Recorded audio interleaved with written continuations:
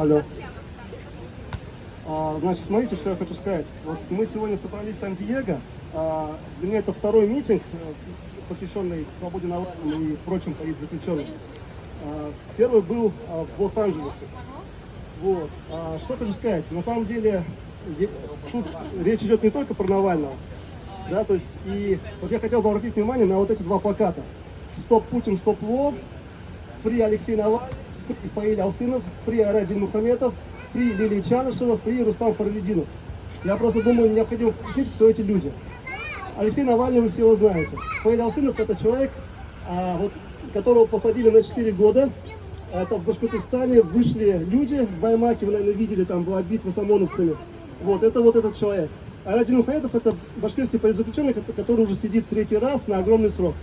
Лилия Чанышева — это, соответственно, руководитель штаба Навального в Башкортостане, в городе Уфа. Она тоже сидит. Рустам Фаралидинов — это сводный брат башкирского деятеля, который эмигрировал, но подлым образом, человек, который вообще никак не связан с политикой, его взяли, тоже посадили. Вот эти вот люди. Поэтому, я думаю, будет логично, что они все политзаключенные, и мир должен знать о том, что кровавый путинский режим сажает людей.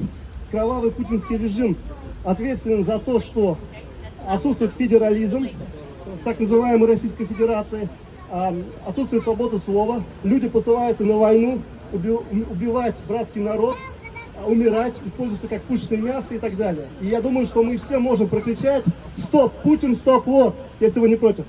Давайте. 1, 2, 3. Стоп, Путин, стоп, вор! Стоп, Путин, стоп, вор! Стоп, Путин, стоп, вор! Стоп, Путин, стоп, вор! Стоп, Путин, стоп, вор! Стоп, Путин, стоп, вор! Путин, стоп, вор! Спасибо большое.